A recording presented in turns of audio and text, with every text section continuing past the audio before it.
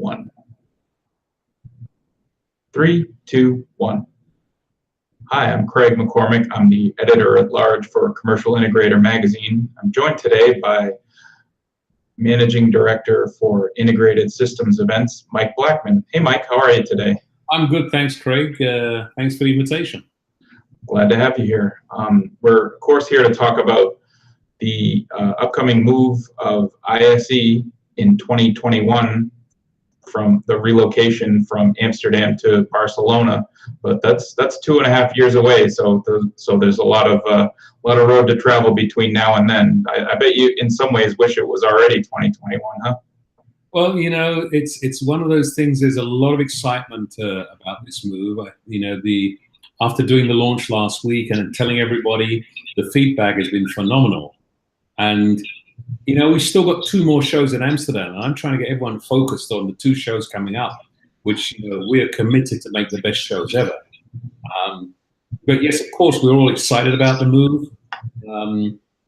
It was a little bit like my analogy about, you know, leaving a house which you've been in, and you know you're excited into moving into the new place. So you know, yes, my team's excited. I think a lot of our exhibitors are excited for the move. There are a lot of them who are waiting to actually be able to expand and take more space, which they're being restricted at the moment. So, you know, yes, there is some excitement. There is some wish to go early. How do you balance that? You obviously mentioned that you have 2 more shows in Amsterdam in 2019 and 2020. How do you balance, you know, planning to make sure that 2021 show is the best it can possibly be with, you know, planning for those 2 shows in Amsterdam that you do have remaining? Well, you know, we're used to, if you can imagine, normally we spend 15 months preparing for a show. So we start the preparation for the following show about 3 months before the coming show. Now, because of the move and all the process going through, we're doing that with 36 months almost, or, you know, 30 months actually.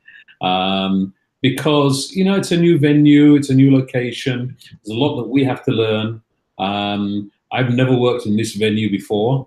I have run a show in Barcelona many years ago. I used to be in the Macintosh world running Macworld Expo in Europe, and I actually ran a Macworld Expo in Barcelona. I think it was back in 1991. So going back some time, but that's in the old venue. So we've got a lot to learn. We've got to start putting the plans and processes in place to get things started, and that takes its time. We want to make sure we're doing everything properly and efficiently. Was there ever any thought to, I don't know, jumping ahead a couple years and moving the ISE show from Amsterdam to Barcelona for 2019? You know, moving a show of our size takes time. You know, firstly, you know, if you have a 1-hall show, you can probably get in any venue at any time. But you know, venues are trying to actually max out the usage of their facility. And always, you know, if you're planning a year ahead, they actually have to look to see how can we accommodate this show.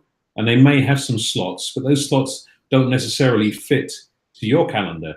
And we are now quite time sensitive. The whole industry has turned their R&D around to creating new products and solutions at the beginning of the year. So this has become very, very important in the life cycle of the AV industry and how ISE fits into that. So we're a little tied to the time of the year. You know, we have some flexibility, but pretty much it's the end of January to end of February time period.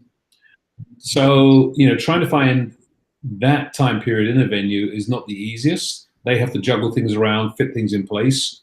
We have to do all the pre-planning of how we're going to manage things, how we make things work, find all the third-party partners that we work with to actually make a show happen. And my team is 29 people, but behind us, there are probably a couple of hundred support, well, a couple of thousand support people, freelancers, other companies that are involved in making ISE what it is.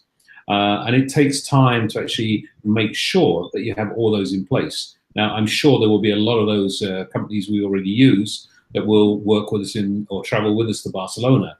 but we try to make sure that we're using local partners for a majority of the facilities there.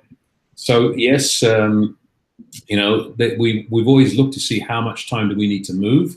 We did have a contract at the RAI, we do have one until 2020. So that's also part of the whole picture. So, 2021 was the date in which we could actually make that move happen.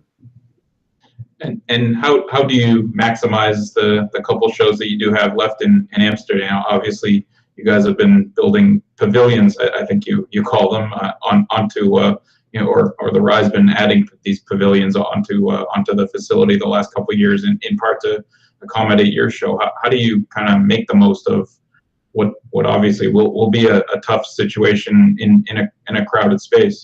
Well, we know we're going to be sold out again.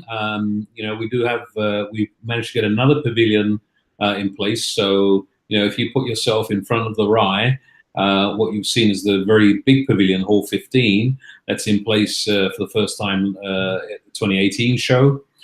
We have another pavilion in the middle, Hall 14, which was in place since the 2017 show, and 16 as well, actually. No, 17 and 18. We'll have another pavilion that goes on the side of Hall 5, so facing the RAI, that's on the right-hand side, the extreme right, and that'll be Hall 5A. And by putting that in place now, we're able to accommodate some more new exhibitors and some who weren't able to get space at rebooking this year because we'd already sold out. So, yes, we will have more pavilions. Yes, we're trying our best to try and accommodate not only our existing customers, but some of those new ones who are on the waiting list as well. You mentioned, obviously, some of the exhibitors on the waiting list. Are there attendee waiting lists as well, or do you just, anybody who registers for the show is able to come and, Well, we have, we don't have attendee waiting list. It might come to that, though. It's getting crowded in the halls. Our process for registration, we actually charge, there's a fee of 150 euros. That's probably about, I think, converting probably about $180, about $180. But we ourselves, if you've already been at the show, we'll send you a free pass. If you're invited by an exhibitor, they'll send you a free pass as well.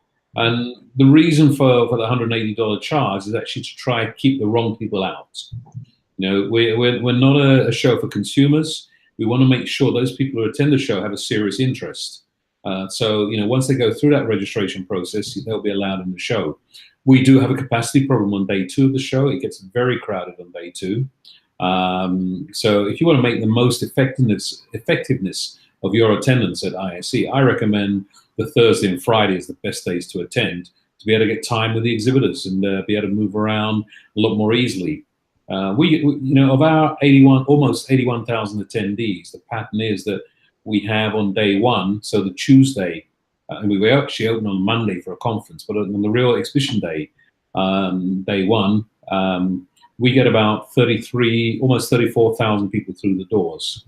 On day 4, we've got many of the people coming from day 2, many of the people coming from day 1 coming back, plus people. So we have almost 40,000 coming in on day 2. On day 3, it drops down a little bit to about 30,000. And on day 4, it drops down to 19,000. So, the most comfortable days are day 3 and 4. And as long as we have those still space on those days, I think attendees will still have a good visit to the show. And the last couple of years, I know you guys have been setting a lot of attendance records. Is that something you anticipate is even possible in the next couple of years with the limited space that you have, or does the added pavilion mean that there is a possibility of an increased attendance as well? Well, I actually believe that the increased attendance is something which is happening on its own at the moment through the activities from our exhibitors and partners. Our focus for the next 2 years will be on quality. I actually don't think that exhibitors will mind if we don't have an increase in attendance. What we do need to absolutely maintain is the quality of attendees, And that's going to be our focus. A lot of that we do with things like our hosted buyer program. So this is where we work with groups, associations, buyer groups, or specific verticals to bring them to the show through assisted programs, through corporations, etc. Okay. Looking ahead a couple of years to Barcelona, I noticed that you talked some about giving attendees their passes to ride the public transportation, and also I saw talk about airline transportation to get folks into the show that maybe wouldn't otherwise have access to it. Can you talk some about those two initiatives? Yeah, we did some research before choosing Barcelona. We actually made a short list first of all the cities that had a venue that was large enough to accommodate us and give us potential for growth. Cities that had enough accommodation and an airport that could service that level of attendance. We whittled this down to, we asked a few other questions as well. And this was an anonymous survey where we didn't tell everybody that we're looking at moving. We just wanted to know what factors were important for the individuals from the exhibitor side in choosing an exhibition to attend, and from the attendee side in choosing an exhibition to attend.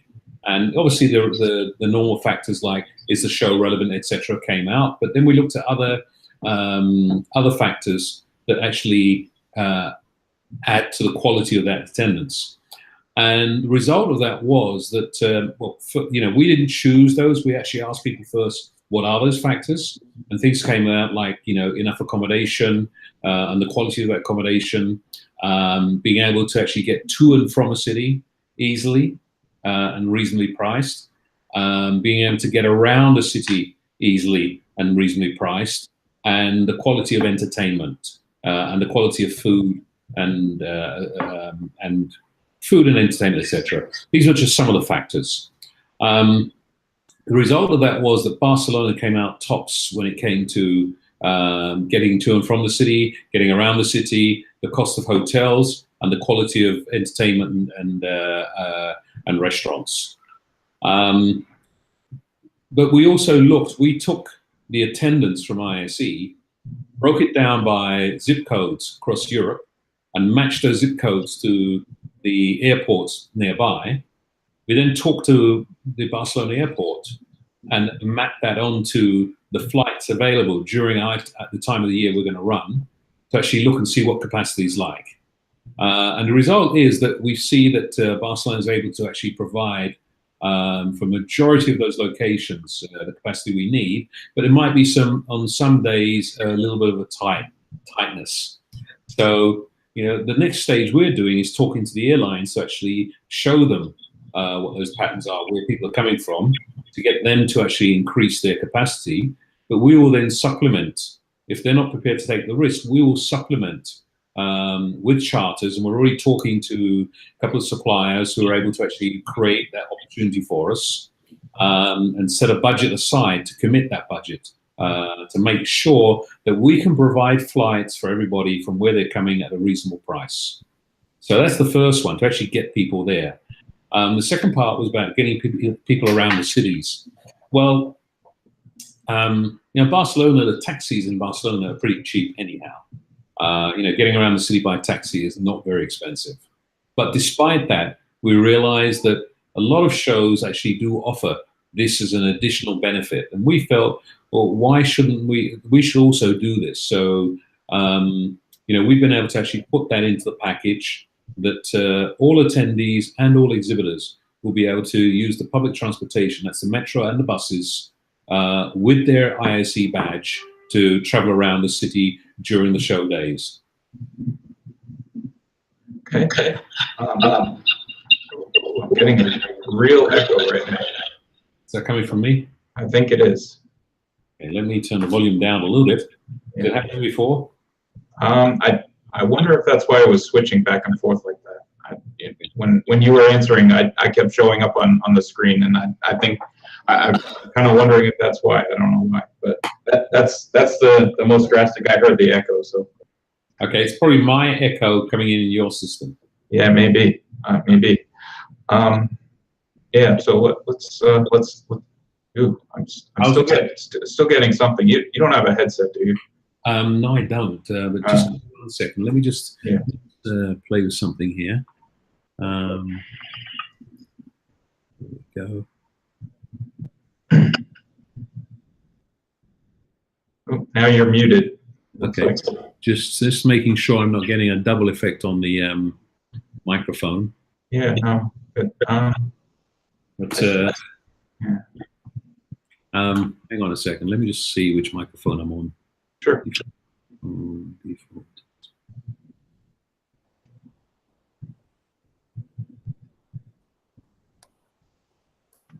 Okay, how's it now? I think that's better. Yeah, that seems better to me. Okay, I've switched you onto a conference microphone, which should elaborate and take out echo and stuff like that. Okay. All right. You can still hear me okay, yeah? Yep, I hear you fine. Yep. Okay, good. All right. So did you ever think, 5, 10 years ago that you'd be at the point where you'd be, limited by having to move a show that had, 80,000 plus attendees? Did you ever give thought to the fact that the show would ever get to that size and that scale? Yeah, when I was headhunted for this, the first call I received was Christmas, between Christmas and New Year 2002. And the headhunter's an old boss of mine, and he's the one who brought me to Germany. And he said to me, Mike, you have to look at this. This job is made for you. And I looked at the websites for the associations. I looked at the websites for the CDO show and the Infocom show, and then NECA show. And I said, yeah, this is really cool stuff. I would enjoy this. And then we launched the company in 2003 and ran the first show in 2004. The first show was a small show, but it had the basis to actually start. And I said, yes, I believe this really has legs. This will go far and this will grow. What I never imagined was that we'll grow this much, this fast. It's funny, I got Hans Bakker was the previous CEO of the RAI, Amsterdam, and he sent me a mail after reading about the fact we were moving from Amsterdam to Barcelona. And so it's sad, he said he remembers me coming to him and saying that this show will be one of his biggest shows in the future. And he said, well, Mike, everybody tells me that. And now he smiles at that statement to actually say that he believed that we would grow as well and gave confidence in us. It's been a great journey there to actually see that happen. The RAI, I would say, has contributed a lot to our success, the RAI in Amsterdam City, because people, and this was one of the most difficult things about moving. Amsterdam is a great city. And when you have that support of the venue, of the city, and actually making something work, it actually makes it enjoyable. It's an easy place to get to. It has a lot of atmosphere. It has that entertainment scene. It's a place people like to go. So that was very important for us to try to find not only a venue that worked, but also a city where people want to go to. And this is what our survey showed, that, this is a place people want to go to. This people will imagine enjoying spending a week or just a few days. It's quite part of the whole, a very important part of ISE is the networking, the getting together outside of the event as well. People come to an exhibition like this, not only to learn and see new products, they want to see their peers, but they've got to have some entertainment part of it as well. And they want to be in a place where they can enjoy the downtime outside of the exhibition venue. How do you think your show has kind of shifted to become the place where a lot of these products are launched and debuted? That wasn't always the case. I know when I first started writing for Commercial Integrator, it was all about Infocom, and that was kind of the timing, especially for the North American manufacturers. That's when they launched their products was Infocom, and now it seems that's shifted quite a bit to be the ISE show. Yeah. I mean, there's still a lot of product launches at Infocom. But we have the advantage of being at the beginning of the year. Now, on top of that, there are some other shows running in the US, which are aligned or related, like CES or Winter NAMM that covers the pro audio market, and CES for people who are doing displays covering there as well. So I think that a lot of companies see the double hit that they get from actually launching at the beginning of the year and being an effective start of the business year for many companies when purchases are being made, when planning is being made. Despite that, you still see a lot of launches at Infocom, and it's I think it's relevant for many people to actually go to both shows to see if you want to keep ahead of the market, because this is a market that's changing constantly. I noticed at Infocom in 2018, there was a little more emphasis on the residential side of the business, or the residential side of the market, I should say. And obviously, ISE has had both of those, the commercial and the residential side. Will there be more blending as the show moves to Barcelona? Will there be more blending of those two? I mean, I hope that we can show a lot more residential as well at in the new venue, because we have that space. What you have to see is the way the residential market looks in Europe and the way it looks in the US is quite different. In the US, I think you get many integrators who are the core of our attendance. So you'll get those who are focused very much on the commercial market and those who are focused on the residential market. Outside of the UK and maybe Spain, actually, there are very few countries in Europe where you find that differentiation. Generally, it's an integrator does both sides, because the commercial market is obviously much larger in Europe than the residential market, and the result is that a lot of the residential work in many countries is also done by the same companies who do the commercial work. Okay. So yes, you see more blending, more. As a result, something like 70% of what you see at ISE covers commercial, and something like 20% is pure residential, and there's another 10% that covers both. So, it's there's obviously a big weighting towards commercial, but still a very strong relevance for residential. It's a show in its own inside ISE. How do you think the move from Amsterdam to Barcelona will affect the demographics, who comes to the show and where they come from, that sort of thing? I know you mentioned at your press conference last week that there's a large Chinese contingent, and you believe that will stay the same as you move to Barcelona. Is there another part of the world that you feel maybe doesn't come right now while it's in Amsterdam, but will be more interested when it does move to Barcelona? Yeah, certainly the Spanish and Portuguese markets. At present, it's about 3% of our attendance, and because we're closer to home for many of those companies that we haven't had in the past, we believe that that will jump significantly. Being in that local area, picking up the large, both residential and commercial markets, those people servicing or buying within those sectors. Okay. And I know for Infocom and for Avixa, there's been a large emphasis on end users and having them be a big part of the show, and incorporating concepts and experiences for them. Is that something that you'll try to do in the bigger space in Spain? Well, we're already doing that. A lot of focus on our special interest groups are, in fact, all of them are on end users, commercial end users, the buyers there, and we'll be doing more of that. Yes, we do anticipate the future growth will be in that direction. That's what the exhibitors want to see, because they're getting more and more involved in the buying process rather than just relying on their integrators. And in fact, in many situations, it's integrators who are bringing those buyers with them and showing them around ISE and actually taking them by the hand and explaining what it's about. It's very difficult for someone who doesn't understand the market to actually come into a show like ISE and understand what they're seeing. I can recall one person who came to it and they said to me, "Oh, it's all about screens." And I try to explain, actually, that's just the front end of the solutions you're seeing. There's a lot more to this. And once you start to explain, there's this sort of, reaction from most of these people. And then they start to really understand, that ISE is about experiences. Okay.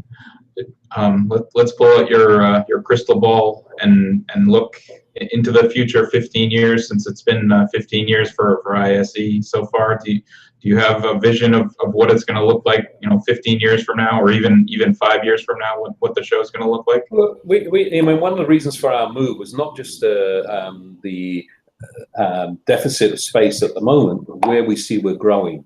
And to be quite honest, if we continue our growth as we are, we could see within 10 years of this show being twice the size. That's the potential.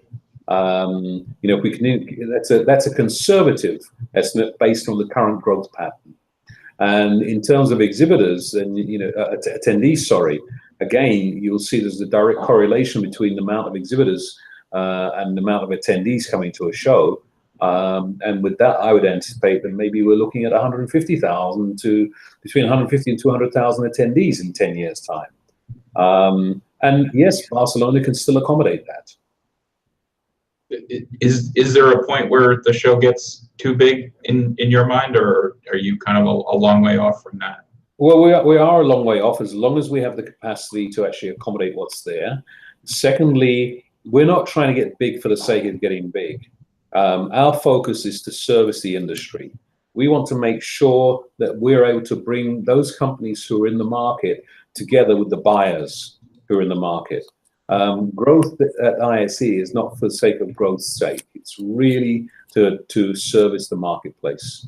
So as long as the amount of buyers, and AV is reaching into more and more people's hands, you see more and more sectors where it's becoming relevant, or it's already there, but people are suddenly realizing the relevance. So they want to find out more. They want to see what else they can do. So that's going to grow the amount of end users who suddenly say, I want to be involved in that decision. I want to be more knowledgeable about talking with my integrator about what they're going to do for me. One of the things you mentioned at your press conference was the idea of a $400 million economic impact from ISE, from the show.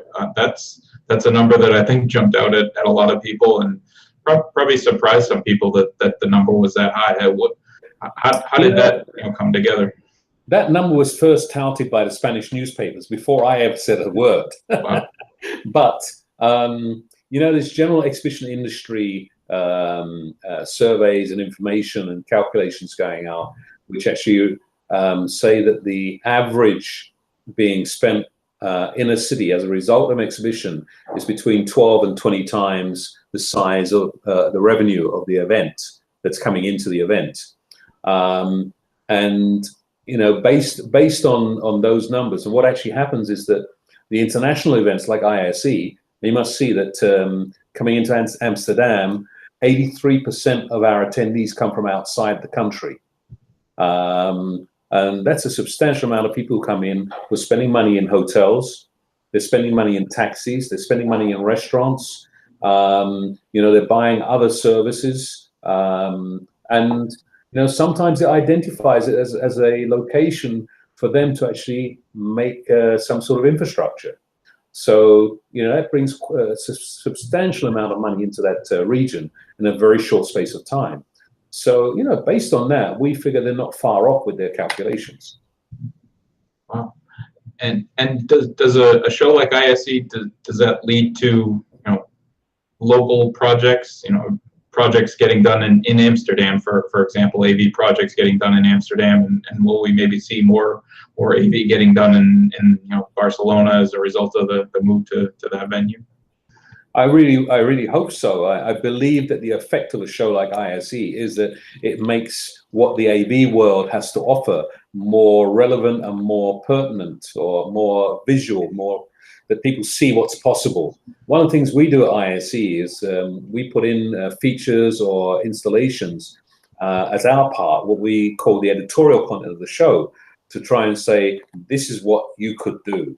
And, you know, when you walk into ISE, you see the very large screen in the entrance where, you know, we work with partners to actually create that effect. They get that wow effect for our attendees to actually say, yeah, I could do that on my next product launch or presentation or whatever. We create our theaters. We bring in keynote speakers who can talk about their experiences and what they've done, just to give people inspiration and show them what's possible.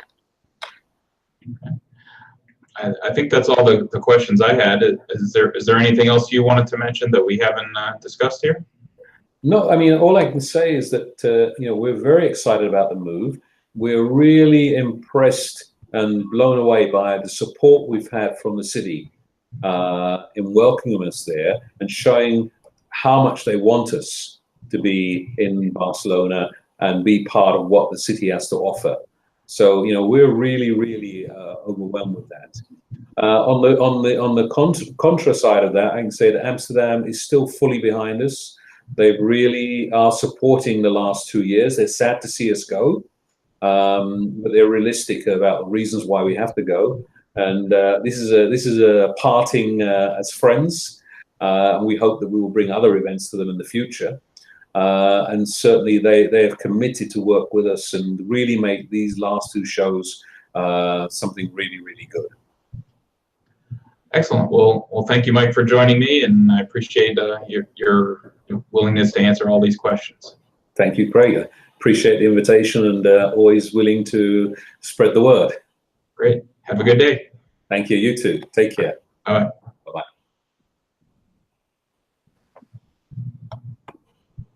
Where do I log out from this, Craig? There should be a stop broadcast at the bottom of the screen. Or actually, I'll be stopping it, so I think you might get kicked out anyway. So. Okay. All right. Have a good one. Thanks, Mike. Take care. All right. See you.